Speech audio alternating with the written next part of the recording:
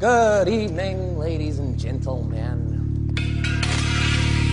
We are tonight's entertainment. Hold on, Mary Jane! We are sex people!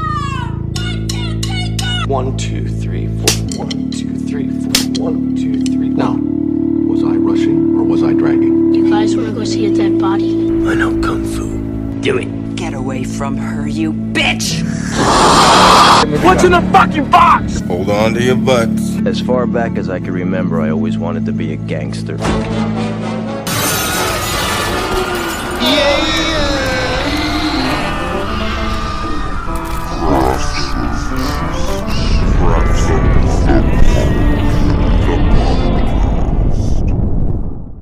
Listeners, I apologize in advance if you end up hearing remnants of annoyance and anger in anyone's voice tonight. Trent and I are in the midst of a feud. We're at odds. Trent said that Gotham was basically New York in this movie, which is wrong, and then proceeded to say that people say, we're going to the garden, and people automatically assume that they're going to Madison Square Garden, to which I said, not really. Nobody I know has ever done that. Madison Square Garden, colloquially known as the Garden or by its initials MSG, is a multi-purpose indoor arena in New York City. Colloquially known as the garden.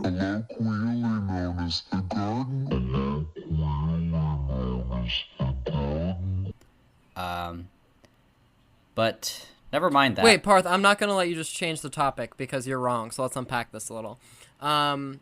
When people... What more is there to say other than what I said?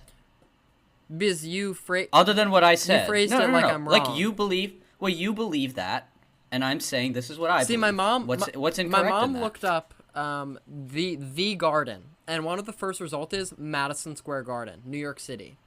Sure, but people don't... Nobody that I know has ever said, maybe you don't know let's go that many to the people. garden. That's categorically untrue, Trent. Madison Square Garden, colloquially known as the Garden or by its initials MSG, is a multi-purpose indoor arena in New York City. Colloquially known as the garden or by its initials MSG. Anyways. Well, we're off to a flying fucking start, aren't we? But we have a guest. At least we had a good episode last week. Madison Square Garden, colloquially known as the Garden or by its initials MSG, is a multi-purpose indoor arena in New York City. Madison Square Garden, colloquially known as the Garden or by its initials MSG, is a multi-purpose indoor arena in New York City. Jackson Clark for his Jackson. Third appearance here to mediate our marriage counseling. It's me, I'm Jackson. I've seen the Batman 1.5 times. And we'll get into that, but I guess first, maybe just to clear the air, ease up some tension, we should discuss what we've been eating before we get into this. Trent seems a little unhappy with me right now, and I apologize for that. But I'm ready to move forward and talk about the Batman. Wow. Trent, what did you eat? I think I've had a long day, and it isn't Parth's fault, but I am just tired, and the last thing I ate was a street gyro, and it was good, but I'm running on fumes. But if we were talking about any other movie, I wouldn't be here right now. But it's the Batman, so out of sheer respect, here I am. Parth? I had huevos rancheros with my roommate, friend of the show, Chloe Ditloff. And I'll hand this over to Jackson. But before I hand it over to Jackson, I have to let you know that... okay, Trent is now showing me that he searched up that Madison Square Garden is colloquially known as the Garden. Maybe I'm wrong. Maybe I don't hang out... Maybe I hang out with people that don't call it the Garden. No. And that's my fault. And now we can move forward. Great. Yeah, but he seemed more upset that I said that the amount of times that Trent says that I'm wrong when I'm actually right... I said that was a large amount, and that made him upset. Oh, anyways, because you said that. Because in this particular instance, you were wrong, and I was positive, and here we are with proof. Okay, but I'm usually right, and that's just, we have to put that out there. But before we get to Jackson Clark and what he's been eating, I just have to throw out a disclaimer. Before recording, Jackson said, I haven't eaten anything interesting recently. Did you make him force something down? And I said, go eat something. I do this. I make Trent do this. And he was like, I know, Trent told me, but I don't want to eat anything. I'll just make something up. And I was like, don't make something up. Just go eat something. Wait, day you haven't eaten anything? Like that's. And I said it doesn't have to be interesting. It just has to be a thing. And he said that, okay, fine, I'll tell the truth, but you won't know whether it's the truth or not. And so now it's up to for the fans to decide. It's up to the audience. Is Jackson telling the truth or not? Let's see how interested we are in the following sentence. I ate one big fat Little Caesars Batman calzone. See, this is false. This is false. Wait, but it sounds not so true. topical. Sounds true. Yeah, but it's not true. It sounds that way, but like it's we not know true. that from the commercials that it comes with a miniature poster, and you. Oh, right here, viewers, hear that? That's me taking the poster out. That's duct tape, everybody. Listeners. Wow. And all right, it's time to get into the movie. Wait, okay, Parth, you really want to know? I had Near East garlic and herb rice pilaf. See, what's so like, wrong about that? Is that true? We don't know. This pan I ate it out of. You can see the remnants. Yeah. All right, fair enough. No. What was wrong with that? That's pretty convincing. Half the time, Trent and I have eaten the same thing. Not as each other. No, but it's like that we've eaten previously. A lot of frozen pizza has been talked about on this little program of ours. Chicken nuggets. Trader Joe's garlic and pesto frozen pizza. Pretty baller. All right, guys. I think the vibes are a little bit better now. Am I wrong? Yeah. Now that Trent has been proven right, he's smiling again. Yeah. he's showing his big old teeth at us. Parth, I think it says a lot that. Remember when we were going to see the Batman, and on the car ride there, you were very annoyed with me, and then after the movie, our friendship was immediately healed? Like, that's the power of the Batman. Yeah, we could put it that way. But let's get into the interview. I mean, fuck, we did that last week, didn't we?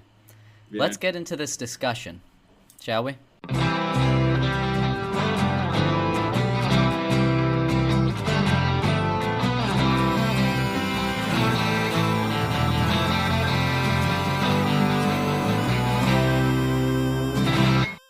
Welcome back to Jackson. What's our podcast?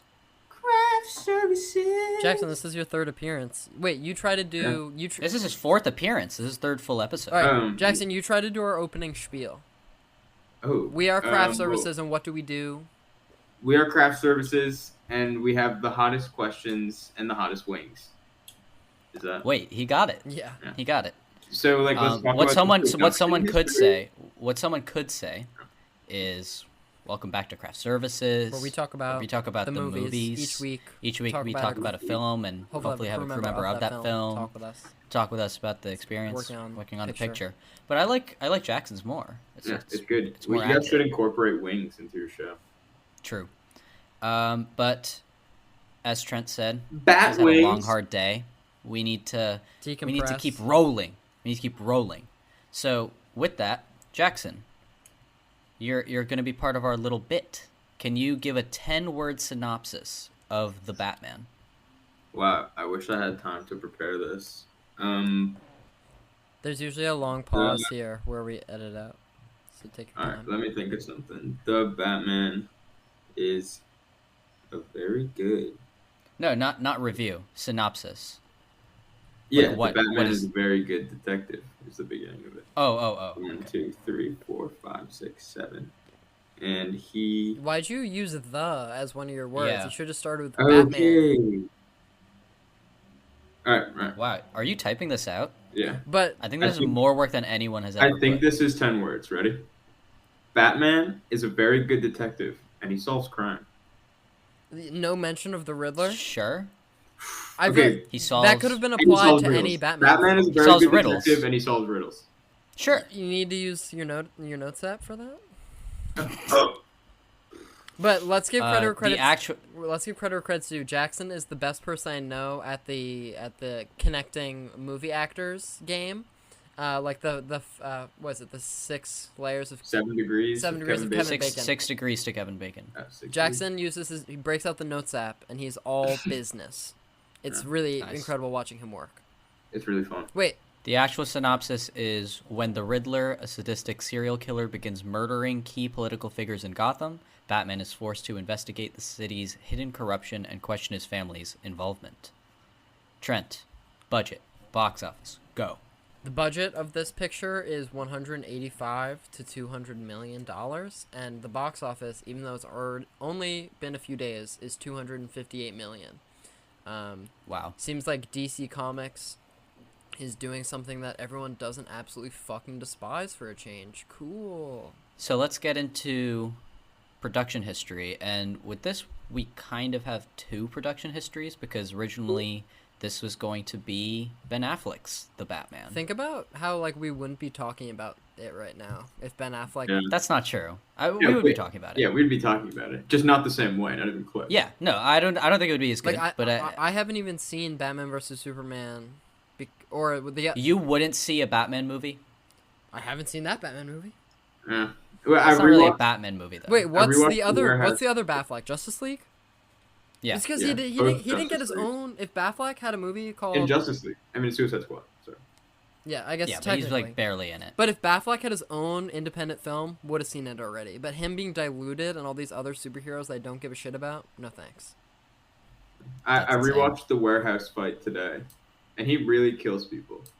Yeah. No, they bleed from their head. Yeah, and he just like knocks a grenade into a room with two dudes in it. Yeah. And, like, is that not murder? I mean, historically, Batman's code is not killing people, and yet in almost every installment, there's a few key examples of him, like, setting someone aflame, knocking people off a roof, and then you don't see him hit the ground, but, like, I doubt their story ends shooting missiles out of his various bat vehicles. Yes. Yeah. So, I'll start off with Ben Affleck's The Batman production history. So in August 2013, Ben Affleck was cast as Bruce Wayne/Batman. Batman for multiple films meant to be in the DC Extended Universe. Parth, isn't it true that in October 2014, Warner Bros. Revealed that Ben Affleck was in negotiations to direct and co-write the screenplay with Jeff Johns? But at the same time, production was expected to begin after Affleck finished work on Live by Night. But... Well put. But that is interesting when you think that Affleck and Johns finished the first draft in March of 2016. Wait, but wasn't it also confirmed in April 2016 that Affleck was going to direct? But another way to look at it is that Jeremy Irons said he would reprise his Batman vs. Superman role of Alfred Pennyworth in May, and Joe Manganiello was cast as Deathstroke in August of 2016. In like a dream world for me, I think Robert Richardson, famous cinematographer, would have been attached early on in the development cycle, and he could confirm that the script is primarily set in Arkham Asylum. And in this dream world, it featured Slade Wilson / Deathstroke orchestrating a breakout at Arkham to tire Batman and make him vulnerable before fighting him in the streets of Gotham during the climax. But that's just like I'm just making this up as I go. Yeah, I mean, Parth, do you know anything about the production? In regards to Batgirl, maybe. Yeah, Batgirl was planned to appear in the film and help Batman out. Manganiello explained that Deathstroke believed Batman was responsible for the death of his son and was depicted as systematically dismantling Batman's life and killing those close to him like a, quote, horror movie villain, and he compared the story to David Fincher's The Game, which is funny. Because we got a David Fincher movie anyway. Yeah. Jeff Johns said that the film would explore the death of Robin, which was hinted in Batman vs. Superman. And Zack Snyder, who liked the story, filmed a post-credit scene for Justice League featuring Lex Luthor revealing Batman's identity to Deathstroke in order to help set up the film. Affleck revealed that the title was The Batman in October, and in December he said filming was on track to begin in mid-2017 for a 2018 release. Chris Terrio turned in a rewrite of the script in January 2017, but also in January 2017, Affleck announced that he was stepping down as director, but still planning to star and produce in the film.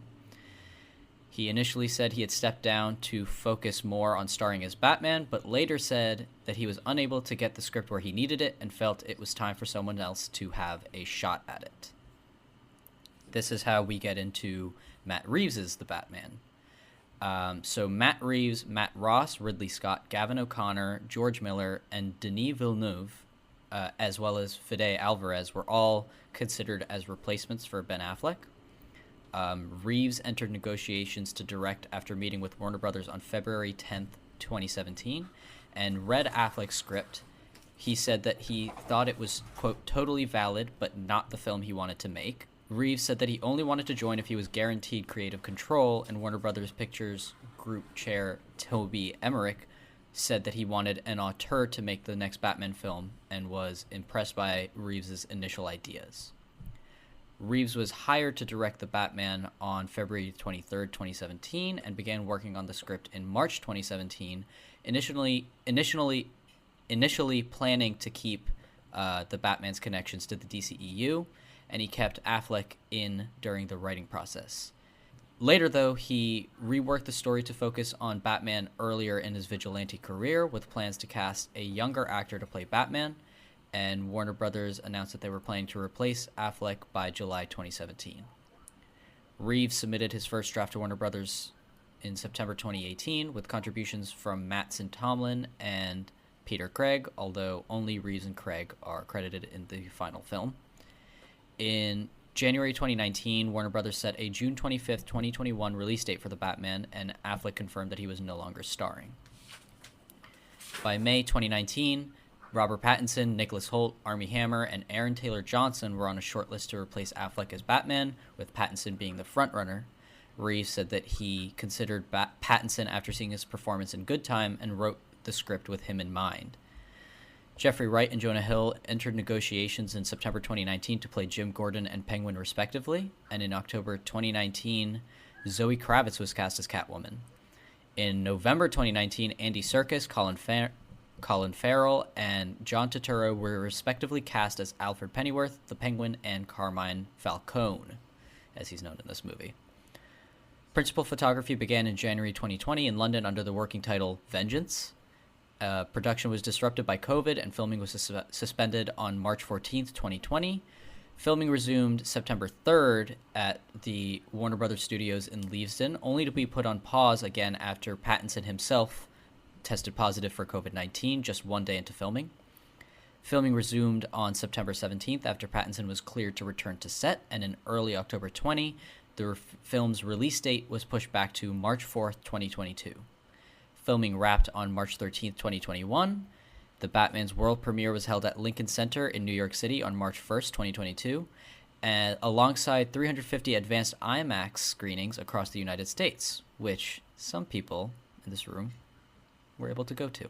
All of us went together. It had its wide release on March 4th, 2022. And that's when, like, the Muggles got to see it.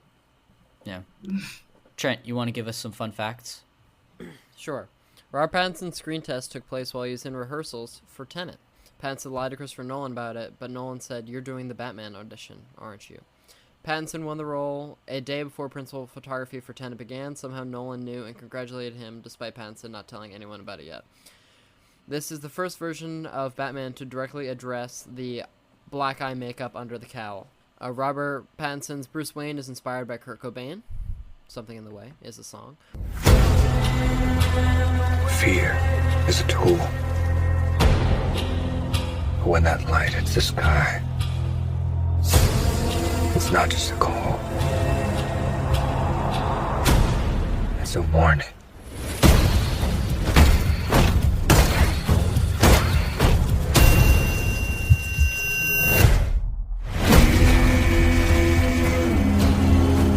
I've been trying to reach you. Burn the gun! This is about a king, and Riddler's the match. I can take care of myself. If this continues, it won't be long before you've nothing left.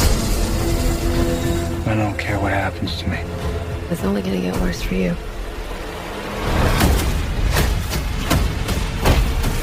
Whoa, take it easy, sweetheart. Hear everything they say, ain't you?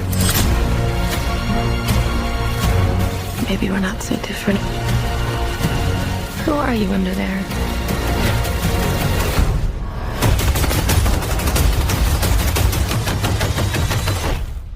I'm vengeance. Matt Reeves stated that Colin Farrell's Penguin takes inspiration from the character Fredo from The Godfather. Pattinson took a selfie in the batsuit during his test, just in case it didn't work out. It was Zoe Kravitz's idea for Catwoman to have long and scary nails without nail polish on them, so they looked more like claws. This is the longest Batman film to date, and is the third longest comic book movie behind Zack Snyder's Justice League and Avengers Endgame. And that's the end of the fun facts section. So since this movie just came out, we have no Amazon reviews. So rather than pulling some 1-star reviews, we went over to Letterboxd and pulled some 1/2-star reviews, which is the lowest you can possibly go on Letterboxd. Yeah. And for someone to give a movie like this half a star, yeah, pretty baffling. Yeah. So Jackson, since you're our esteemed guest, would you like to say the first one? I would be honored. 3 reviews in 2 minutes.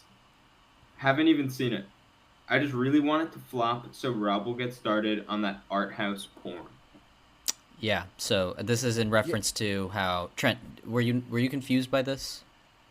I was confused before, but I understand now that if Robert Pattinson fails commercially as an actor, then he'll have to like sell his body in like. Well, he said that like, lower budget. He said that if Batman he went. flops, he'll do porn. Yeah. Yeah. Oh, yeah. Did he? Well, he's scientifically voted the most handsome man on Earth, so I'd imagine he would. I saw an interview with him and Zoe Kravitz, and the guy was like, "You know that scientists determined you're the most handsome man on Earth," and he said, "Yeah, it's because it's true." Robert Pattinson, you know him from Twilight. Well, he's been declared the world's most handsome man. This is a scientific study, apparently, right? It is a scientific study that backs this up, Anthony, because scientists have adapted a formula that they call the golden ratio of beauty. To explain, this means what makes a person beautiful. The golden ratio measures your eyebrows, your eyes, your jaw, your nose, and your lips. Depends on how it all lines up on your face. Pattinson apparently came the closest to the ancient Greeks' idea of perfection. Idris Elba also, by the way, was in the top 10. Totally get that. Yep. So was Ryan Gosling. Okay. When it comes to women, you know who was in the list? Who was top? Who's the winner? Beyonce, Queen Bee. Wow, how about that? There's no disputing that, I think. Queen Bee, and what are you laughing at, Brandon? That's at least the man knows his worth. So, the next review says, Paul Dano's scream cry is like when I find out that we're out of spaghetti. That's fair. And Parth? So this one is from Yuyo. The Batman didn't even have his Batcock out at all. Sad emoji face. Have you guys seen Batman's penis in the one graphic novel that depicts it? It's cast in shadow, but still. Well, he is the shadow. Batcock nonetheless. But I don't know what people were expecting from Batman's penis besides like a slightly above average sort of circumcised a little cowl on situation. Oh. Yeah, that would have been good. Wait, I have a fun fact and a half-star review. Oh, please. Out with a fun fact, during the opening monologue and montage, the convenience store being robbed is called Good Time. And also, the robber is wearing a very similar or the same outfit to Robert Pattinson in Good Time. Minus the mask. Except for the drop. Oh, the drop head mask? I love drop heads. I do drops all day. But yeah, okay. Yeah, I feel like our collective main groan on leaving the theater is that they should have just been called like crackheads or junkies or something. I think junkies would probably be the better. Yeah, fake drugs is just always cringy. Junkies are just general. Like, everyone's included. It doesn't bother me as much as it bothered you guys, but I agree. I don't love when they do that. It's just cringe. They do that in Looper, if you remember. Yeah. Well, someone said that drops were the same exact drug from Looper. Oh, really? Yeah, Brendan Lupetti said that.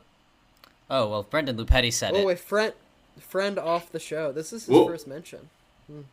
Craft Services Extended Universe. I'm glad it was a really smart comment. Wait, do you want to hear the half-star review that I brought? Yes, please. I do. Warning, unpopular opinion, use discretion. Okay, so I watched this opening night, the night this movie opened to the public, therein, opening night, and it was too dark. It was so dark. I squinted to see, but that only limited the light that hit my retina. I started coughing uncontrollably and cried. Pissed myself. Is this saying that, like, thematically it's too dark or lighting-wise? And also when you squint, you allow less light into your eyeballs. So if it's dark initially, that's not going to help. like, yeah, this person's on, too dark. If they mean too dark visually or thematically, like, they're wrong on either front.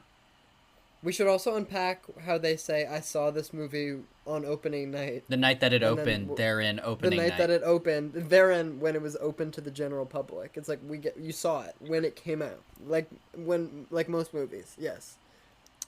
It's hard to see a movie before. Did the movie make them cough uncontrollably? Or do they... And also they peed. They did pee and cried. Yeah. It was a really emotional experience for them, I guess. A lot of bodily fluids happening. Yeah. Well, boys, should we get into it? Yeah, we should. We shall. I suppose this is the part of the show where we talk about what worked in the movie and what didn't work in the movie. But real quick, I have something from the production history I want to unpack. Mm-hmm.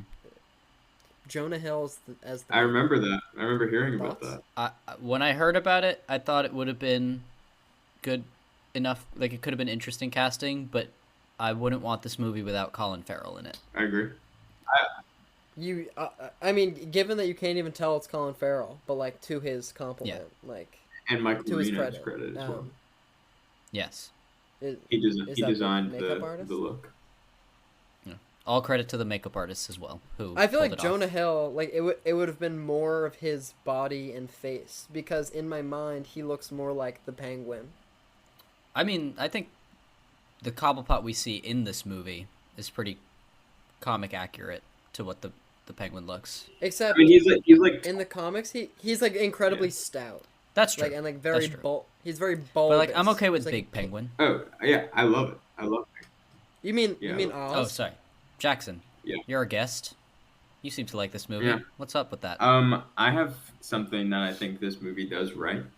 I think, and a lot of movies get. What's the one? A lot of movies get this wrong, but like wearing your inspirations on your sleeve can either be like a huge detriment, or I think in this movie's case, a huge positive. I think that Matt Reeves really understands the material that he is inspired by, being like a couple of specific Fincher films, like really came through this movie in a way that I really appreciate. And I think that something else like Baz Luhrmann's Great Gatsby or like The Devil All the Time, like only very vaguely understand the materials that inspired them.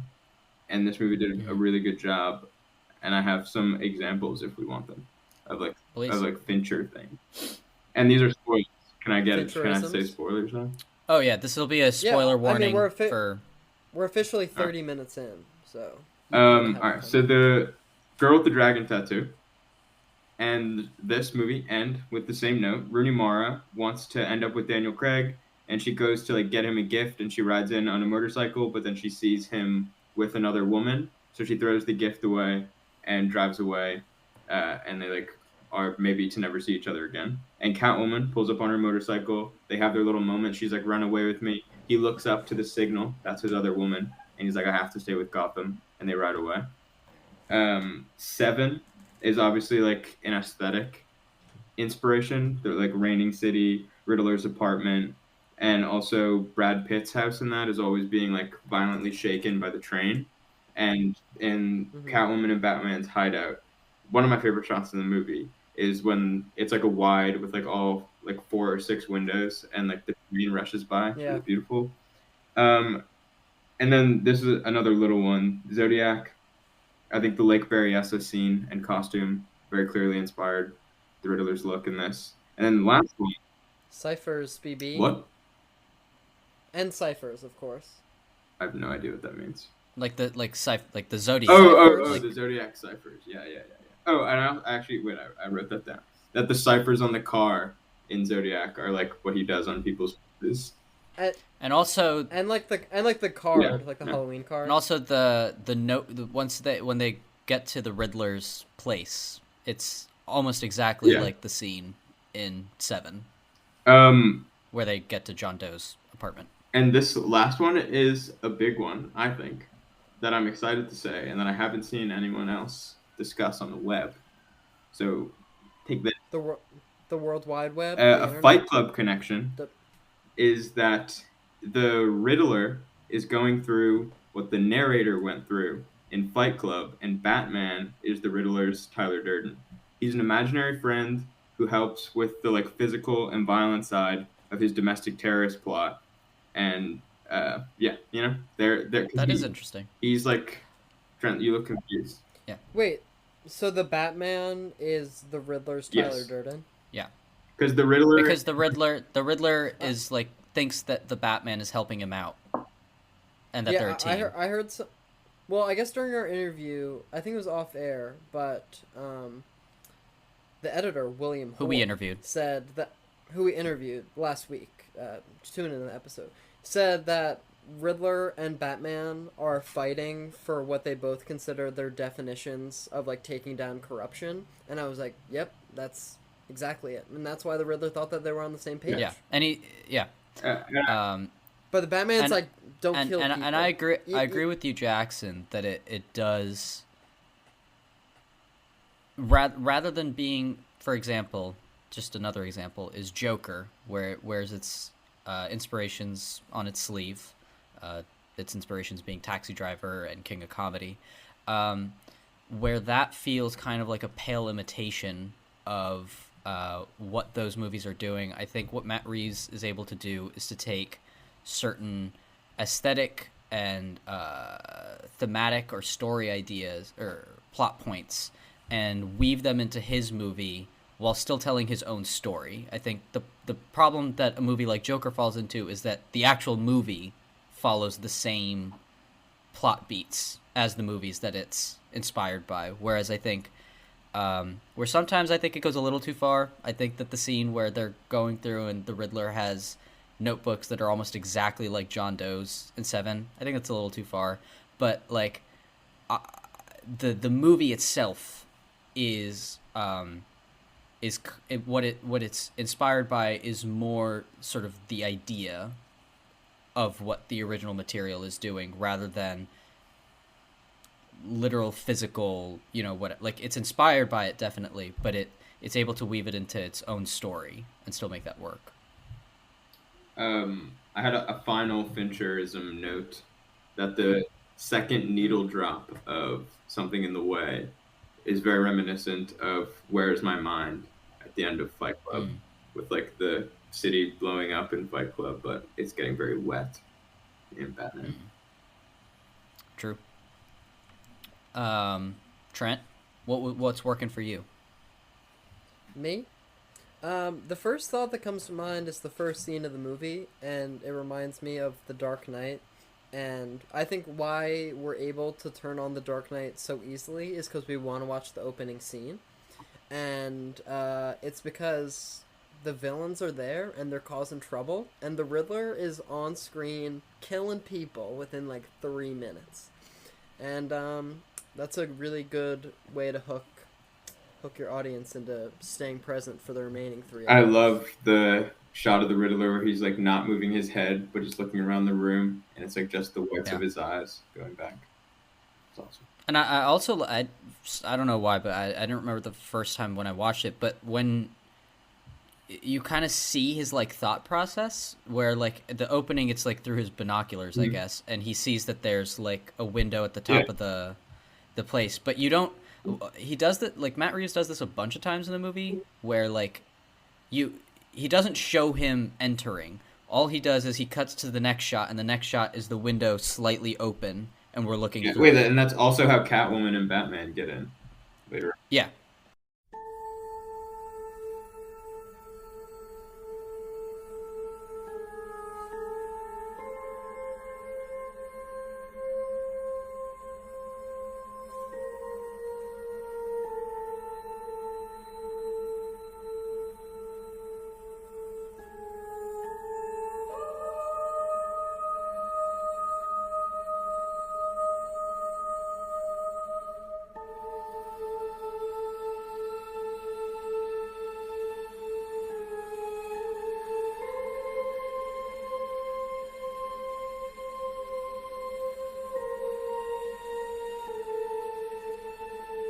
I have something embarrassing to confess about my initial viewing of the first scene.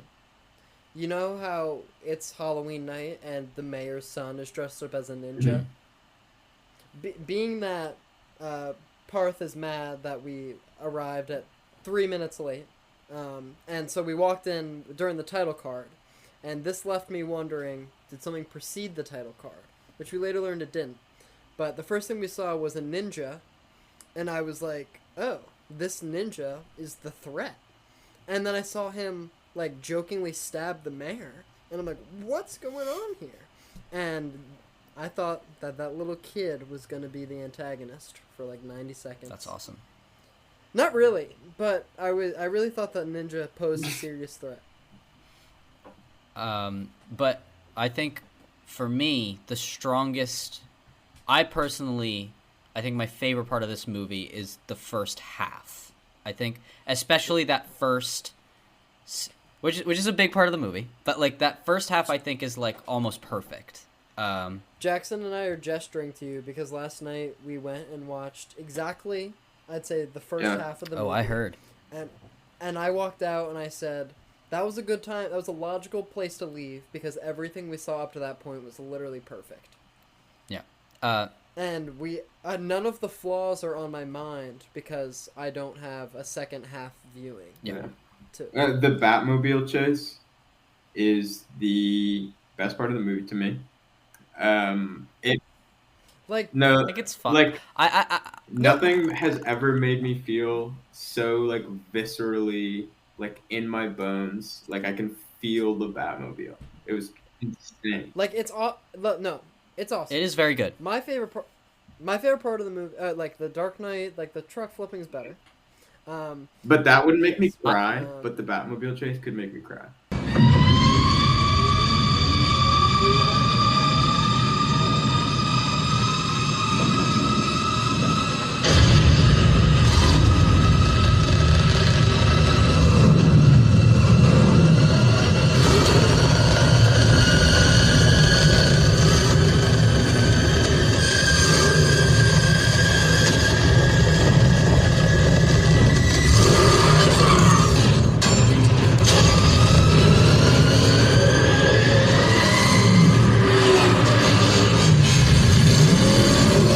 I think every single chase in the Dark Knight trilogy I prefer. That is ice cold. That Batmobile chase, but I do like the Batmobile chase, I have to say. I think my favorite part of this movie is sort of like, not to compare it to Zodiac too many times, but in Zodiac, like, as soon as like one murder is over, it transitions, and then like at least once it goes straight from one murder to like another. And in the Batman, it felt that way, as in we concluded with one really intense Riddler scene, and then we just right on to the next one. I was like, I could watch these all fucking day. Yeah. Just the Riddler do horrible things to these dirty politicians. Yeah. I think that, especially that all of the movie just before, I guess, he targets Bruce Wayne, like, I think all of that is like almost perfect. So what's not perfect? I guess we'll get into what's not working for me. Yeah. I think the Jackson and I think agree on this. I'm not sure where Trent stands, but I think the first 2/3 do this really good job of laying out a much more like mannered, toned down movie. And then I would say that's like a 4.5, maybe 5 star thing. And then you get to the last third, and it's good. It's really well made. But once you get to the scene where Batman is in the Riddler's apartment, and he's looking at the clue, and there's a whole another hour left, and then it starts becoming a natural disaster movie at a certain point. When it starts getting much bigger, it becomes... The bigger it gets, the less interesting it becomes to me, and the more kind of conventional it becomes to me. And I kind of wish that it had sort of stuck more to the first 2/3. To tracking a serial killer instead of like the water thing just kind of comes out of nowhere.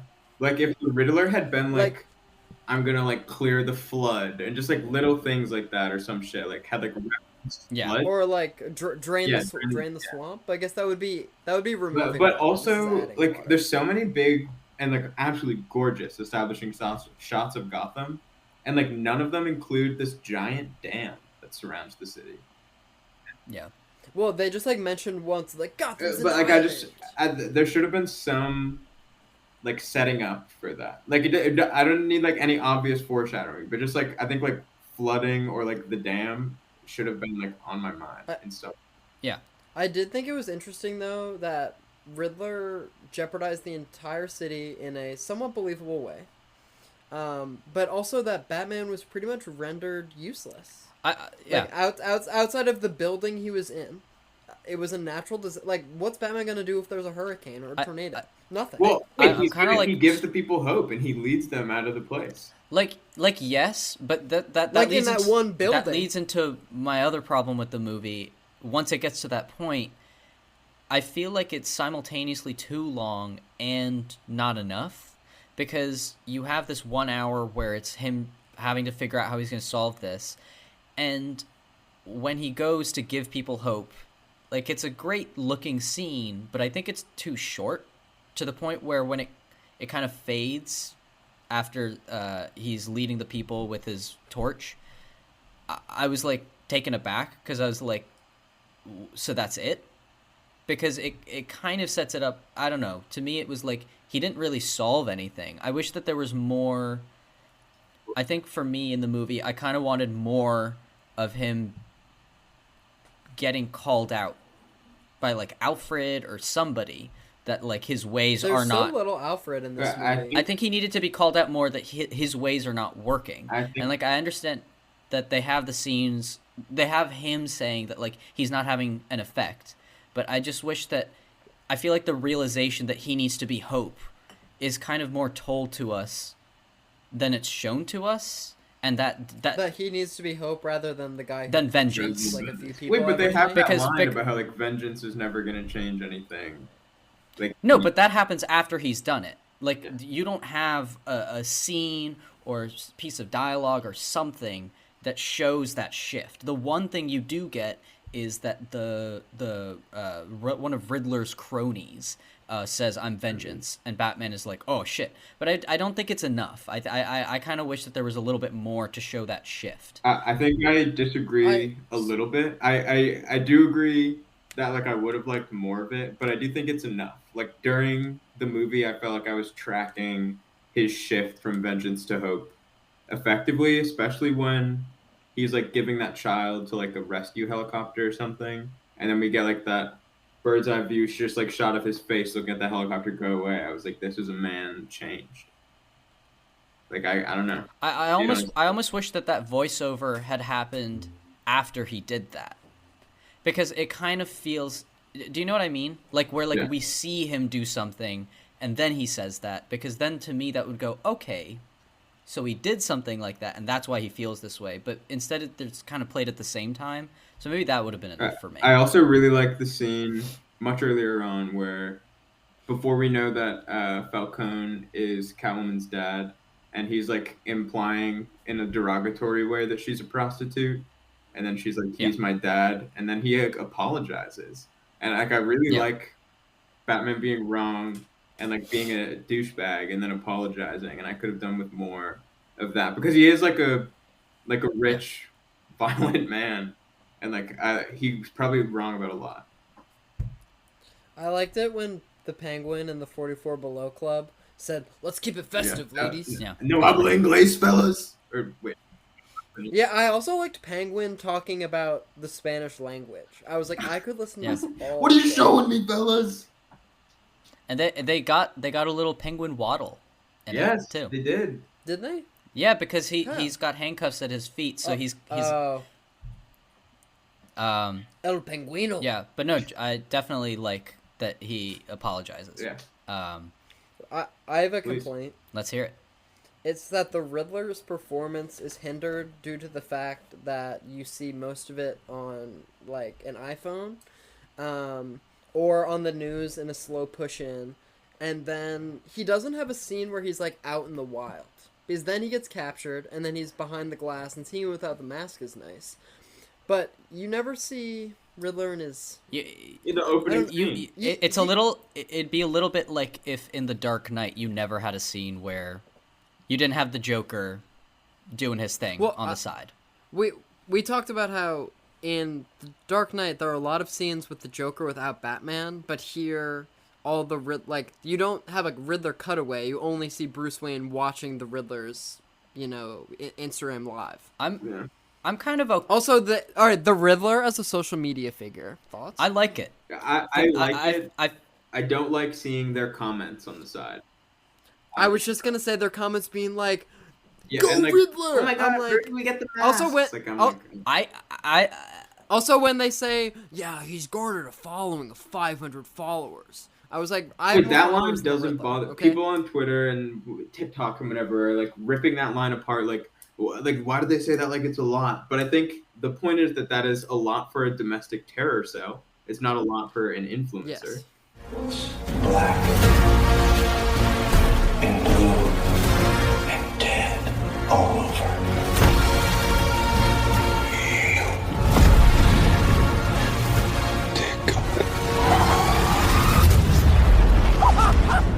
I got you!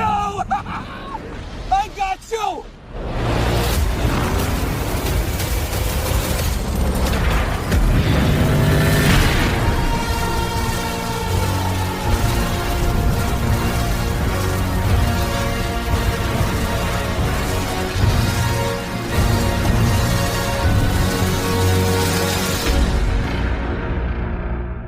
I think this is something that friend of the show, Sophia Alexis, pointed out while I watched it on Friday, is that movies, especially movies made by older people, like people that are not like our age, or like maybe 2 or 3 years older than us, are so often get social media wrong. And I thought that they were able to use like an Instagram live in like an interesting way, or like I didn't mind, honestly, his little cronies like comments. To me, it kind of felt like in Arkham City or something, like it's the bat, it's the freaking bat, it kind of felt like them. Are you talking about all of the goons like default comments?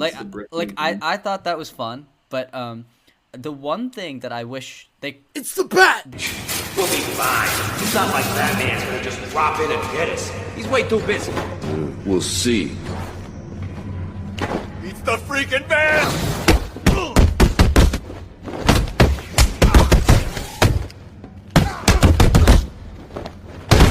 It's the freaking bat! It's the freaking bat! The one thing I wish they could have changed is I don't mind that most of his conversations are done over like a phone or seeing it, because it keeps it more from Batman's point of view, which I think most of the other Batman movies have struggled with sometimes, where maybe not struggled with, but they've not been as interested in keeping it as like first person view, whereas this one is very much so from Pattinson's point of view. But seeing like a FaceTime call with Batman in like the little corner of the screen, corner. I was like, I noticed don't that love last this. night. It was so surreal. Yeah. It was just seeing him in a cowl. I'm like, him and Riddler are FaceTiming right now. And just my brain couldn't process I really like overall I mostly agree with you, but I really like the funeral FaceTime. Oh, I love that. I love that whole sequence. That's just like a little nitpick for me. Yeah, we ordered the Uber after that, and that sequence, I was like, now I'm ready to go. And then it didn't come till after the chase, and now I'm like, now I'm really ready to go.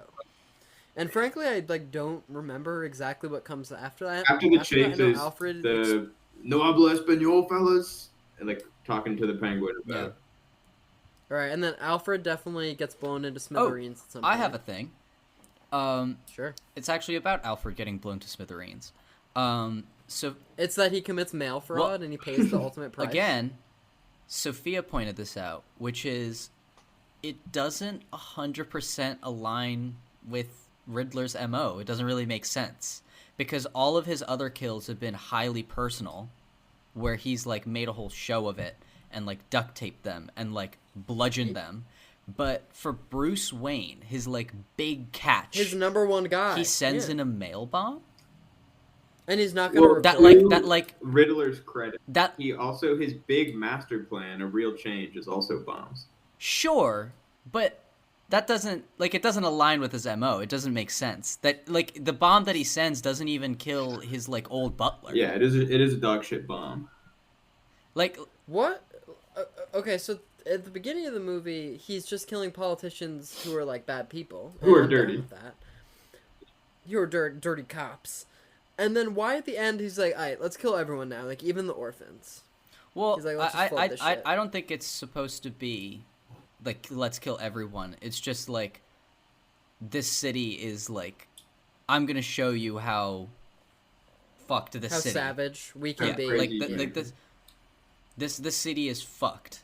Wait, and I'm gonna show you just how fucked it is. Doesn't he have a line about how because of the geography of Gotham, the rich people live where it's gonna get flooded? Doesn't he say that at some point, the Riddler?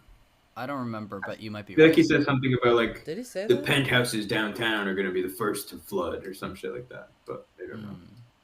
And I guess they did because bro, the Riddler, because Batman didn't really do shit. Out of to stop all the flood. on-screen Batman villains, Riddler's got to be top 1 or 2 kill count. Yeah. Kill count. Oh. Scarecrow in Begins is probably up there. The fear gas probably. But they don't really kill people. The fear gas stuff, probably people probably kill. I'm sure people have died from that, but I feel like Bane probably got more people killed because he holds Gotham hostage for 6 months. That's probably true. Yeah. Also. But also, the Joker, say what you will, but he doesn't commit much of a genocide. No. His kills are pretty. Yeah, the Joker doesn't kill that many people. Not a bad guy. You know why he uses a knife? The guns are too quick. Get to savor all the little emotions. Want to know which of your friends are cowards? No. We already covered the Dark Knight, guys. Yeah. Why don't we cut you up into little pieces and feed you to your pooches? And then we'll see how loyal a hungry dog really is. I feel like we're talking a lot about negatives, but I'm mostly positive. Okay, I'll say some positives. The Batsuit, the car. Every time, I just like when Batman punches people, you just know that if you got a reaction shot, the guy's face would be non-existent. Wait, let's talk about the rage juice punching at the end. Is that Venom? Oh, shit. I don't think it's Venom. It's green. No. Venom. Yeah, but I think it's just supposed to be adrenaline, but adrenaline doesn't look cool unless it's green. If it was, why would he inject himself with venom? Wait, isn't it? Venom makes you big. In Batman something, in one of the ones that Robert Pattinson mentions in interviews, Batman struggles by being addicted to venom. Am I insane? Batman, Apothic or something? I don't know about that. But I feel like they would have. Why would they just have him inject himself with venom and not mention it? Well, maybe it'll be a sequel thing. Maybe, but I just think it's adrenaline. I didn't overthink it in the moment, but I was like, this is some chemical juice that he whipped up at the Batcave. Yeah. Oh, okay. But Robert Pattinson, good. Robert Pattinson is better than Christian Bale for all intents and purposes. Better Batman and better Bruce. Better voice. Christian Bale's Batman voice is great. Yeah, but it's iconic though. I like his voice. I think Christian Bale will always be my Batman, and I'll have to see how Robert. I think Christian Bale for me is my favorite Batman still because he's the only Batman that has a true arc over the course of his movies. He's also a real story. Batman. Yeah. But I can see Robert Pattinson with his sequels being toe-to-toe. What are we thinking? 2 more movies, huh? I saw someone on Twitter being do 8 and make it a fucking saga, and that sounds kind of awesome. I wouldn't say no. I like him, and I like the creative saga. Team. Oof. So what, is Matt Reeves gonna have... if Matt Reeves and it seems like that aren't involved, I would be significantly less excited. Dramatically. Well, Matt Reeves is already working on a sequel.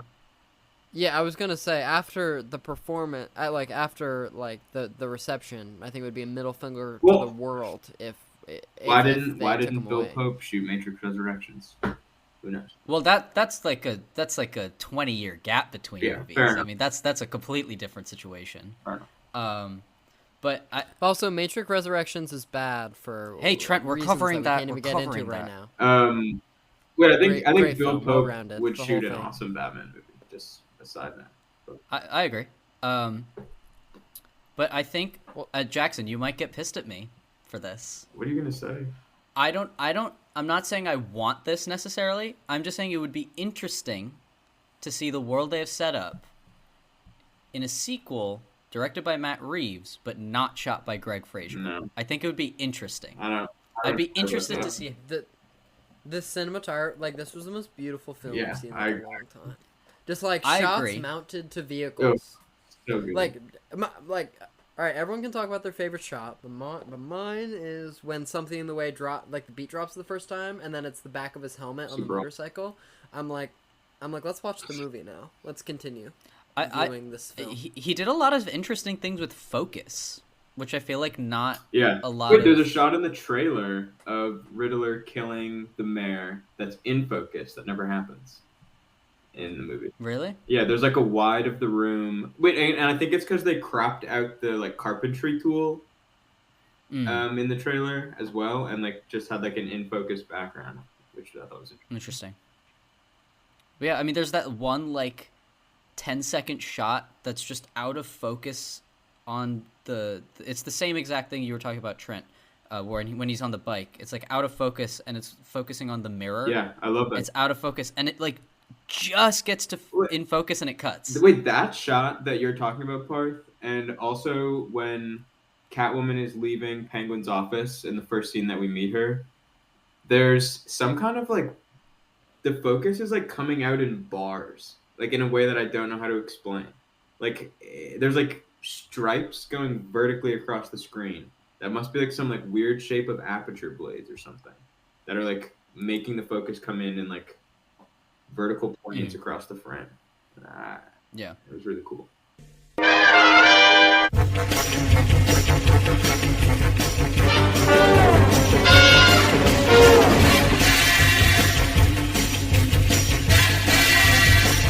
The out of focus shots when Gilbert Gil Colson is being abducted and like he's getting the bomb collar on. It's like the blue and red light, like clink, clink, clink, clink. I really fucking like that. Jackson, I was just gonna bring this up about how in last night's viewing I was thinking about your complaint about the reveal of Riddler being in his car and how for the audience it would have been a lot more interesting and suspenseful if you did not know that. Do you agree? Yes, because last night after you see the Riddler shuffle around in the car, you're like, I know exactly how the next 5 minutes are going to play out. All right, wait, Parth, let me air this to you as well. When Catwoman and Gil are leaving the Iceberg Lounge, and he's like, come home with me, and she's like, no. We start that interaction looking out of the back, like the rear window of his car. Yeah. You can like see that the Riddler's in there.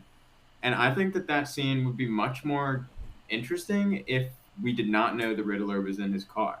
Because we already have a suspenseful, like, I don't want Catwoman to go home with this sleazy guy. So like, we already don't want Catwoman to get in the car. So there's already like that tension. So we don't need to not want her to go in there because of like fear of murder. We already don't want her to go in. And then when he gets in the car and he looks over and sees that like the headrest is on the passenger seat, that's such a good, weird moment that is like undercut by knowing exactly why that's the case. Damn, we should take that up with William Hoy. I know, that's why I was saying that to Trent. But also, I like to hate watch stuff, okay? And so when I saw Ben Shapiro's tweet that said the Batman is not good, I was like, all right, I have to watch this despicable man's Batman review on YouTube. And some of the worst takes I've ever heard in my life. This one, can you repeat them? This is the craziest take I've ever heard about this Batman movie, and it's that Mike Giacchino. Is that how you say his name? Michael Giacchino. Michael Giacchino. Giacchino. If he says anything bad about the score, he said that the score is bad. It blew my mind. How can you think the score to this movie? I can see this being like, well, this isn't my Batman score, but it's not bad. This is like my Batman score. I think it's the best Batman score ever. Even though all the Batman scores are great for different reasons, this is the best by far. 100%. The music to the film is okay. I think that Michael Giacchino tends to be a little bit derivative in how he does the scores to the films. This one, he basically takes the music that Hans Zimmer and James Newton Howard wrote for Batman Begins in the Nolan trilogy, which the theme goes da-da, and here he just inverts it. So instead of da-da, it's da-da. Okay, fine. So it's a little bit derivative, but the score is totally fine. The acting is okay, as we'll find out in a second. They give Robert Pattinson nothing to do as Batman. Nothing to do as Batman. I didn't think that Zoe Kravitz had any sort of chemistry with Robert Pattinson. So she's fine. She's kind of flirty. I didn't see anything particularly wrong with her performance. I just didn't see a lot right with her performance. It is. He also had more terrible takes about how like about how Zoe Kravitz didn't give a good performance and like all. That's bullshit. Oh, Wow. we didn't talk. They have really good chemistry. They wanted to fuck on screen. Wait, let me say something. And this is my hot take. Oh my god. Oh my god. Their chemistry is like not a highlight of the film to me. That's incorrect. Yeah. Like I that's think like to me that's incorrect. They're good on screen together, but like they're both very attractive people. The biggest problem with the film is not the wokeness. Yes, there's some woke touches. You have Catwoman, who is a woman of color, who is, of course, good. And you have the black female mayor, who is good. And you have the black Jim Gordon, who is good. Every white character is apparently bad, like all of them. Fine, whatever. I don't really care about that. That's fine. You have Catwoman say stuff about white privileged elites, and she makes a suggestion that Bruce Wayne is a child when his parents were killed. He doesn't really have a right to be super upset about that because, of course, he was very, very rich. That kind of rings hollow. Now, a lot of these lines seem like throwaways for film lefty Twitter, but the main theme is not a throwaway. The main theme is what matters here. The film despises Batman. But like, well, it's not just that they're attractive. They like work really well off of each other. No, but like what I'm saying, I think the interesting thing about their chemistry is that they are just very attractive. It doesn't hurt. I'm not saying it doesn't hurt, but well, actually, I think the interesting thing about their chemistry is that they work really well together, and the whole time Catwoman's like, "Please fuck me," and Batman's like, "No." But the bat's sick. Wait, I think that's a tiny bit like I'm a little apprehensive about it because her like girlfriend just died, and now she's like, "I'm gonna fuck Batman." Well, sure, but I mean, like, why are you apprehensive about that? She's moving forward. No, but she moves so quickly. If your girlfriend was brutally murdered days ago, she's a fucked up little girl, dude. Like, she's a fucked up. Is it her girlfriend or is it just her girl space friend? They don't say it in the movie, but Zoe Kravitz has said that she played the role as bisexual and that they were at least interested. I thought that was. I immediately was like, Catwoman is bisexual. But like you saying this about the chemistry not being a highlight of the movie makes me bring up a take that I don't know if people are going to be pissed at me about, but it's that I wish I like Jeffrey Wright as Gordon. Don't say this. But I wish they had gave him more to do. Like he kind of just exists as an exposition machine. Wait, I would rather watch a Gordon and Batman scene than a Catwoman and Batman. I'm so completely on the polar opposite. I love when they're looking through the cars and he's like, "This guy thinks he's like it's fun, like it's funny, but it's not like, to me, like that's not moving either of their characters particularly. That's moving plot forward, which is fun. Like I enjoy that, but like they don't have. Like, you compare Batman and Gordon's relationship in something like Batman Begins, and I think that they have a much more interesting dynamic to me. Jeffrey Wright is my Gordon. Who's the mustache with the broken nose? It's Kinsey, narcotics. He's one of the guys that got into it with at the Iceberg Lounge. What are you saying, Kinsey moonlights for the Penguin? No, he moonlights as a cop.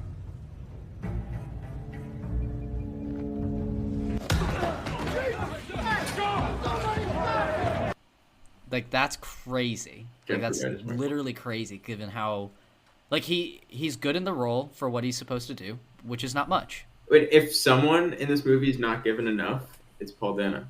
Yeah. Paul Dano is one of the greatest actors of all time, in my opinion. Like, one of my top 3. And, like, I would love to see his face for a lot more of this film. Like, his body language underneath was still, like, very mixed. In the opening scene, like, he's so disturbing. I mean, since we're at the end of the episode, is the Riddler deriving sexual pleasure out of all this? It kind of seems like he feels a little fondles his penis in the beginning. Wait, so when he's on top of the mayor, does it not look like I thought he was like unzipping his fly or like something? Upon closer like thinking about it, I think he has the duct tape tucked under his jacket attached to a carabiner, and he just needs to like fumble with his clothes to get it out. But when I was first watching it, I was like, he's managing a boner under his pants right now. Well, is it ratings gauntlet time? Yeah. Wait, yeah. Right. You guys go first. We have to go for. Well, Jackson, just so you know, we have to talk about how rewatchable is this movie. Would you recommend this movie? And what would you rate this movie out of 10? It's gonna go by pretty fast. Right. Trent, you go first. This was the most engaging movie I've watched in a long time. It genuinely scared me twice. I didn't want it to end. I remember when I saw the movie, like, I was like, oh, we're nearing the end. I was like, I kind of just wish that this could go on forever. I could just sit here forever. Just keep watching Batman do stuff, fight crime. Maybe the Riddler's in jail. Let's just beat up whoever. I don't care. I just want to watch Batman do stuff. Also, when Catwoman first, like, hops out of her apartment, like, I don't know how to say this eloquently, but, like, it was, like, really interesting on a sexual level. You got a lot of cats. I have a thing about strays. The bat and the cat. It's got a nice ring. You need a friend of yours? I'm not so sure. But also she's just, like, so, beautiful. Yeah. And, like, better Catwoman than Michelle Pfeiffer? Like, they're going for something different. I think that, like, Michelle Pfeiffer is not given that much to do in Batman Returns. No, Michelle Pfeiffer is she's just hot. She's just hot. And when she's a human in that movie, it's, like, pretty intolerable to watch.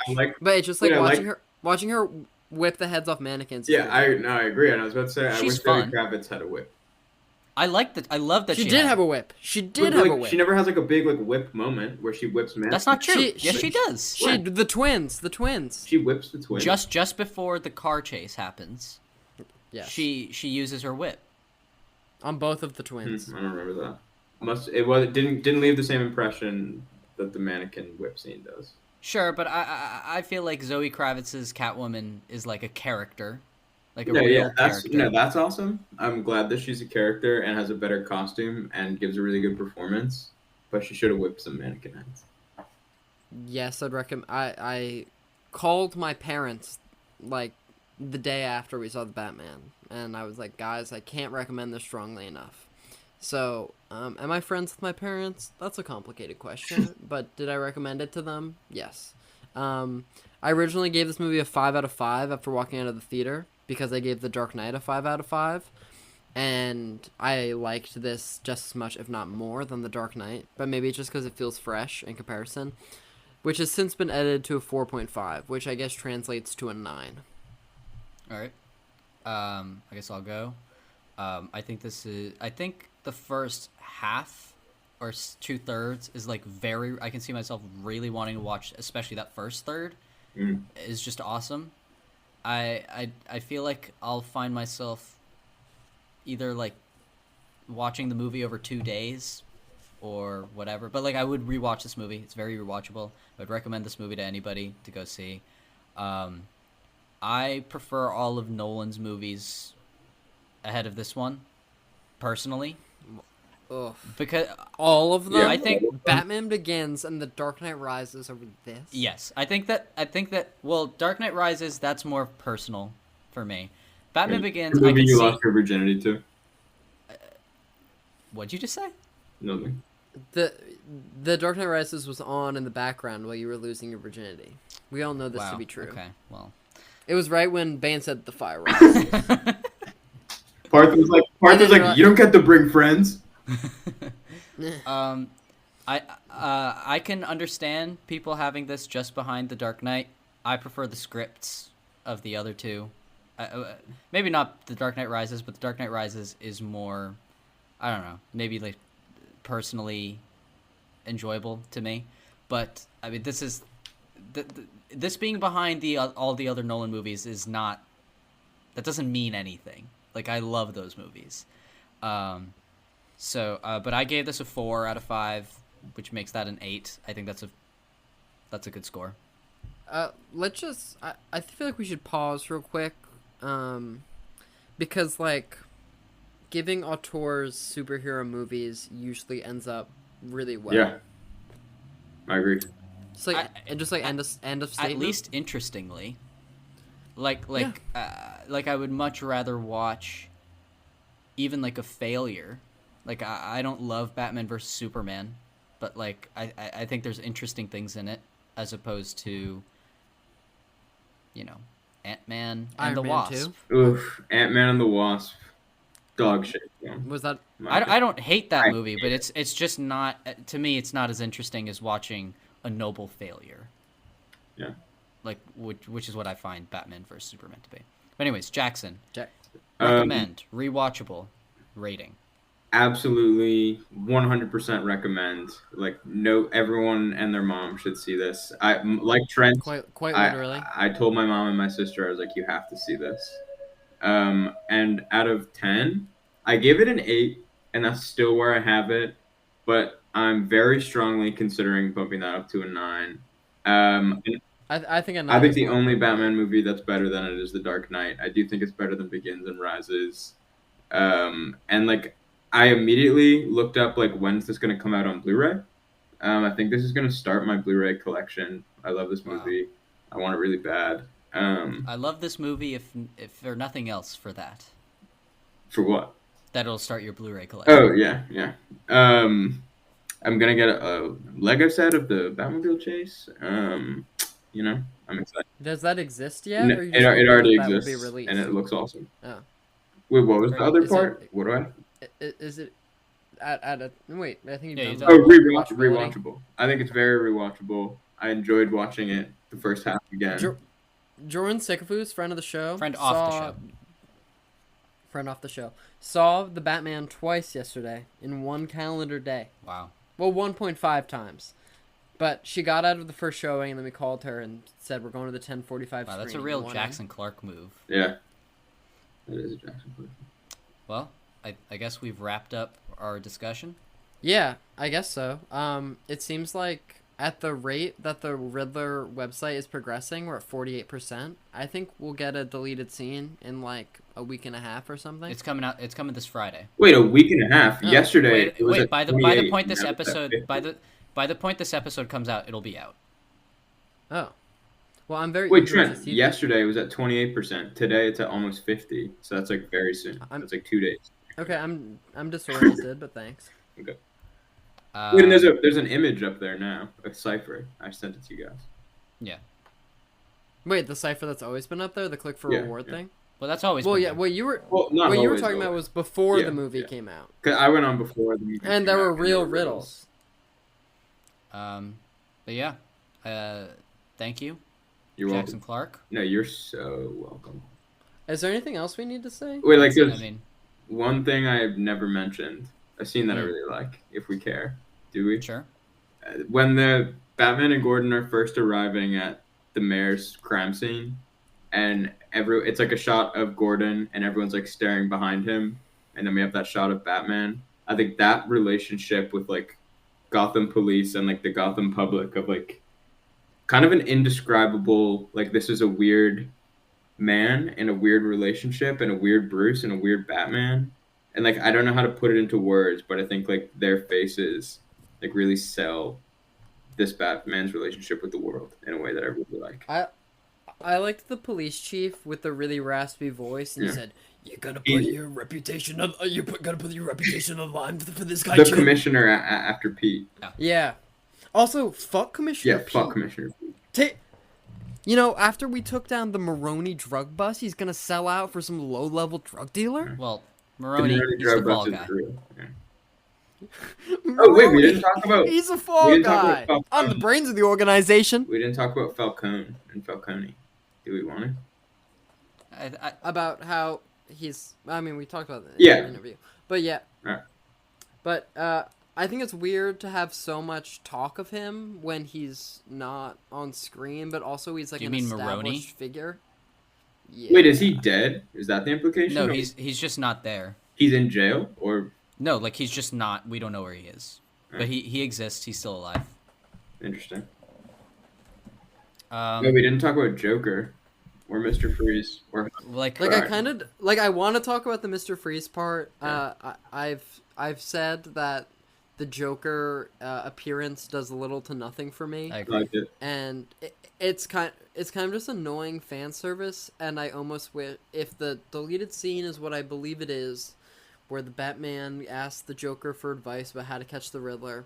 I wish it was that was included in the film instead of this, because that at least serves a function, and this feels like a post-credit I don't mind it being there. To me, it kind of serves the same thing as, like, at the end of the Batman Begins, Commissioner Gordon showing, or whatever he is, Lieutenant or whatever. Sergeant Gordon. Sergeant. He's Wait, I Sergeant. think it's Lieutenant. Maybe, Pretty but sure whatever. Whatever. It's the end of the episode. Point Doesn't being, matter. he flips over, it's the Joker card, and to me, I feel like people are taking that to mean, like, literally the Joker will be the next villain, and, like, he might be, but I think I don't mind it because it's like, oh, like, more villains exist, and the adventures will continue, and this movie does something that few Batman movies do, which is Riddler doesn't die, and that, like, I like the idea that, like, you know, the villains, they go back to Arkham and they're running amok. They're gonna get broken out of Arkham. Well, I would like. I mean, if Heath Ledger were still alive, I believe the plan was that in Rises, like, everyone would have broken out of Gotham, including Scarecrow and Joker, and so now I think that there's, like, an opportunity for, say, 3 movies from now, like the whole gang, the whole gang could come, Batman's could come own back Sinister Six. That would be so awesome. That would be so supervillain team up movie. Fucking awesome. Wait, I feel the same way about the, like, Joker post credit scene, kind of, that I feel the same way about the Riddler reveal at when Catwoman and Gil are leaving the Iceberg Lounge. Like, they keep saying after the city floods, there's going to be a power grab now that Falcone's not there. So, like, I know there's going to be more danger in the city, and, like, I don't need to know that it's the Joker. Like, I didn't need to see that. Fair enough. But we won't know what happens with it until the sequel. I remember the first time watching the movie, they kept talking about, what was it, like, what's the word? It was, like, for, like, the replenishment. Renewal. Or, like, it was, renewal? like, they kept talking about the government renewal. I was like, how are they going to tie this in? And they kind of did in an interesting way. Yeah. Good point, Trent. Well, now that we're talking about renewal, I think the episode should end. Yeah. Mr. Freeze in the sequel. I want tactile Mr. Freeze. Me too. I want gritty, dark Mr. Freeze. I want him to freeze people with the freeze gun. I don't want the freeze gun. I don't think. Nice to meet I you. can't imagine the freeze gun playing nicely in this world. But. What killed the dinosaurs? The Ice Age. The Ice Age. But, like, what do you do as Mr. Freeze with no freeze gun? Try to save his wife from cold disease. Like, I'm not against the freeze gun. I'm not, like, 100% against the freeze gun. I am interested to see if he does superpowered villains. Yeah. Wait, I would rather, because this was very toned down, and I kind of want superpowered villains. Him, like, have, like, a freeze chamber or something where he freezes people. But just, like, the fact that it, like, shoots, like, an ice beam. Yeah, sure. Like, I don't know if that's going to play good. Well. See, I kind of liked... No, I don't. I think we should just wrap this up. All right, yeah. Let's fucking finish this. All right. Follow us on Instagram, Twitter. Rate us 5 stars on Apple Podcasts, on Spotify. We can say what our next episode is going to be. Well, our next episode is our Oscar special. So, tune in for that. Is it? Is it? Yes. So, are you suggesting we have to watch 6? Wait, is there 10 Best Picture nominees? Yeah. So, I have to watch 8 movies before next week? We'll see what happens. We'll see about that. Remember when you had me watch The Father? Thanks. You didn't like The Father? The Father was a good movie. Yeah, it's a perfectly fine film. Wait, Trent, remember when you said that Mank was your favorite movie of 2020? It was. No, you said that was your number 1 movie. I like Mank. Yeah. I like Mank a lot. Yeah, but your number 1 movie of 2020? No. I'm never watching Mank. But I like it. Yeah, you know, ice cold. Ice. It's better than Citizen Kane, and like I'll die on that hill. Okay, time to go. Bye, guys. They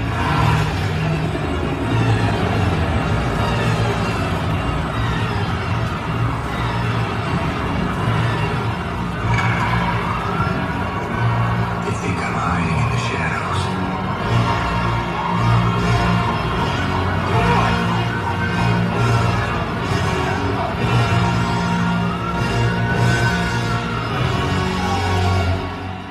But I am the shadows.